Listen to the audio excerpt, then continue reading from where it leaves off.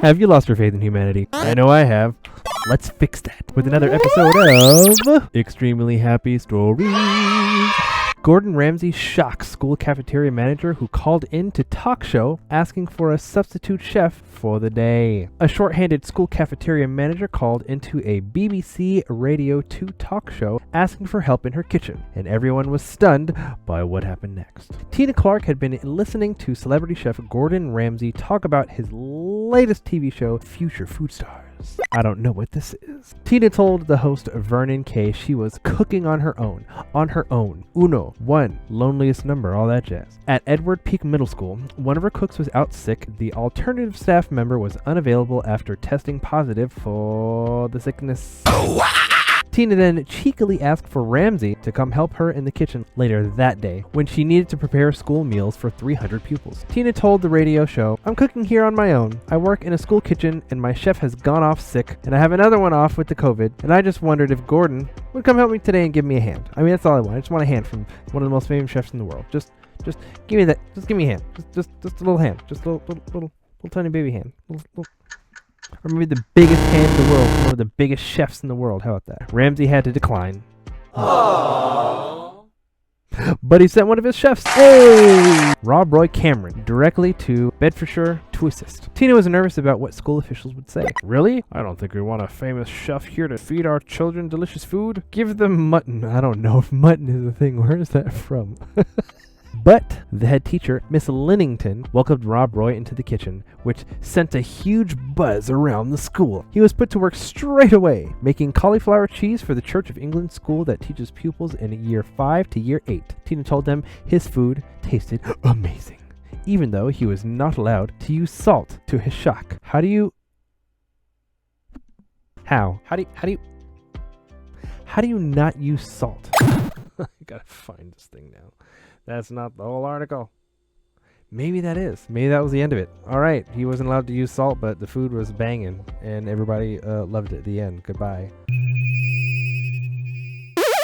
Next! Watch the moment a guy jumps out of his car to give umbrella to couple stuck in DC downpour. Recently, a random act of kindness in the nation's capital inspired a driver to share the video of a good Samaritan. Thousands were inspired by the moment that happened on April 14th after it was shared on Reddit. It may look like the woman who was being drenched on the sidewalk began holding the umbrella over a covered baby stroller, but upon closer inspection, you could see that it was someone in a wheelchair holding a newspaper to cover their head. Not only did the driver go out of their way, the woman used the umbrella to shelter the person in the wheelchair instead of herself. Everybody's looking out. Everybody's looking out. Let's go. The wholesome scene evoked other memories for people watching the video. One viewer recalled such a moment that happened to her outside Washington, D.C. Once when I was living in Falls Church, Virginia, I was walking to school in the rain, and a sweet lady picked me up and drove me the rest of the way. I was like, "I'm gonna get your car all wet." She didn't care. Oh, and just to add to her level of kindness, I was big time punky looking, wearing mostly black and huge pants and all, the kind of kid some people love to judge negatively. A really good memory of mine. Another recalled the time he was trudging through a Brooklyn rainstorm when a car slowed down, lowered the window, and just chucked an umbrella at him. It was one of the nicest, most New Yorkish ways of being helped out.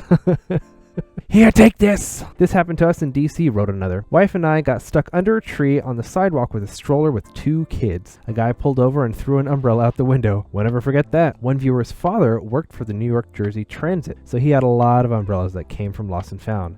"If it was raining, my dad would pick me up from school. He would slow the car down and give an umbrella to the kids who were walking home without. It was embarrassing then, but now I'm older and I think it's awesome." I mean, you better think it's awesome. It's lame to help people. Kids, man. Youths. Do you remember being a snotty kid? Remember being just a bad, ungrateful, snotty little crap? I know I do.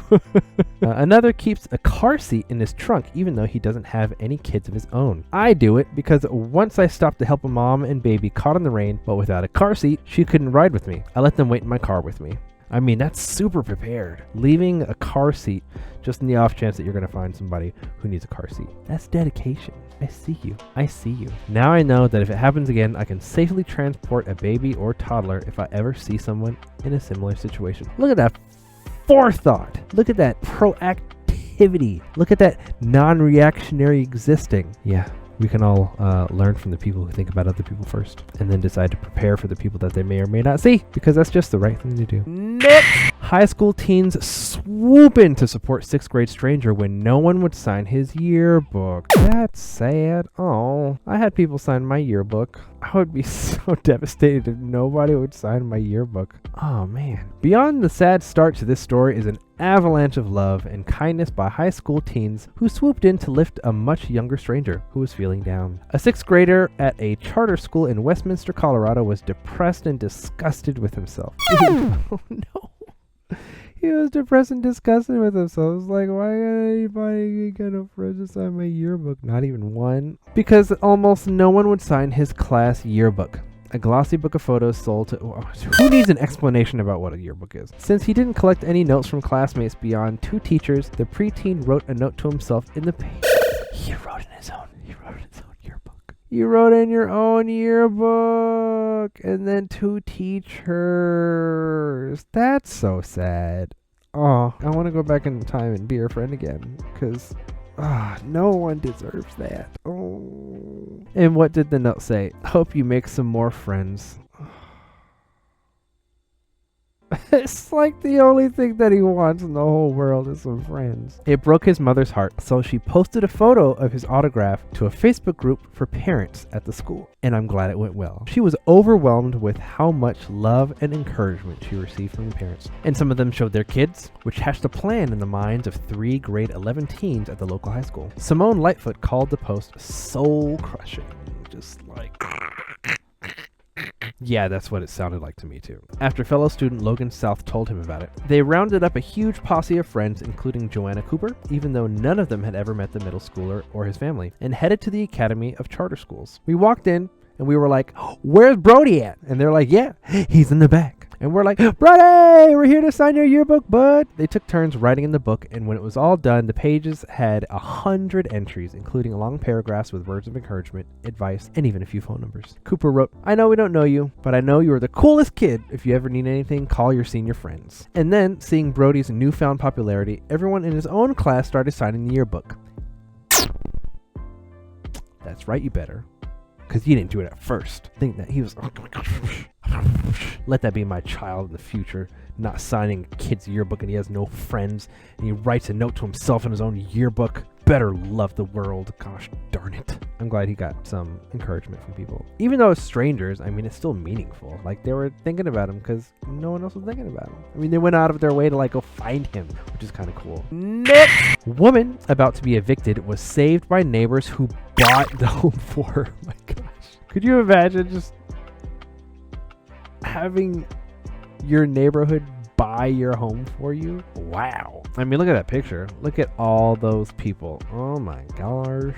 That's special. That's community. That is camaraderie. Let's get together, y'all. After being threatened with eviction, a retiree too, she's already like served her time, was able to buy the house that she had rented for 2 decades after $250,000 was raised by the community on her behalf. Known for having a heart of gold and a pair of green thumbs, Linda Taylor was a beloved neighbor in her Minneapolis community. After arriving in the area 19 years ago as a volunteer to help the homeless and the needy, she began renting a small house on 10th Avenue and East 36th Street in the Powderhorn Park District. There, the 70-year-old retiree became a bright star of the neighborhood. It seemed, though, that bright star would be severely darkened, perhaps permanently, when her landlord decided to sell the property and gave her until the end of January to evict. Ooh, you dirty, you dirty. I mean, it's his, and he could do with it what he wants. But for her, that's so dirty. Just leaving her out in the cold. After shining so bright, being such a source of love in the community. Just gonna do her like that. Word gets around tight communities, and after she told one neighbor, the greater part of Powderhorn rallied around her, striking a deal with the landlord that if he would give Miss Linda until the end of June, they would raise the money to buy the house. Hey, look at y'all scheming for good. That's so cool. Imagine being part of that little in-group, just like going and... That's cool. There was no one-size-fits-all approach to the fundraising efforts. Inflation is at a 40-year high. Gas just crossed the national average of $5 a gallon. Yet even in such difficult times, folks were able to open heart, mind, and wallet to make the project a reality. It involved an art show, a bake sale, pro bono work by a real estate agent, countless small donations, and other community fund drives to come up with the dough, which they did a full month ahead of the June 30th deadline. They are on it. Yesterday, I went and did the closing for the house, Taylor said. It makes me feel so good. Everything that I've given is coming back to me and I want to continue to give. Oh, she wants to continue to. I love this neighborhood. I'm sure you do, honey. Go and get that. Go get that. Next! Seek gas station owner sells gas 50 cents a gallon cheaper than what it costs to help customers. If you have something, you have to share it with other people, says the owner of a Phoenix gas station. Imagine the times we're living through that seeing $5.19 per gallon on the gas station is a bargain. Nevertheless, there's at least one person bucking the trend of rising prices, a Sikh man in Phoenix who loses hundreds of dollars a day by selling at 50 cents cheaper than what he buys it for. Back in March, Singh was peddling 10 cents under market price. Why do you say peddling? That's underhandedly written. That makes it sound all dastardly and like dark. He's peddling. But as inflation, lack of long-term investment in oil drilling, and the decision to close off the trade with Russia have all risen the AAA national average of gas to a level never before seen in the States, Singh, who praises God for his ability to help his neighbors, would not be deterred. God gave me help. It doesn't matter. We're not here to make money right now. I'm very happy to help other people. Despite losing $500 per day, he and his wife are working longer hours in the store next to the pumps in order to make up the difference. This isn't the first difficult period during which he decided to lend a hand. Actually, it was in 2007 when Singh bought the gas station, which he did in order to lower prices during recession. So he got the gas station with the intent of helping people first by lowering the gas then. He started on a good foot. I mean, come on. He's become a well-shared address on social media over the last week. One customer remarked, "Some heroes wear turbans." It's just a good story to share. Talking about humanity. Talking about being good people. Be good people to good people. Be good people to bad people. Be good people to all people. And then you know what? We might all start turning more good. That's just nice. That's just nice. We all need to pick me up in this cold, cruel world. So spread the happy. Share this video with somebody who needs it. And subscribe so I can keep filling up your stinky black hearts with warm, fuzzy sunshine. Love y'all. Bye.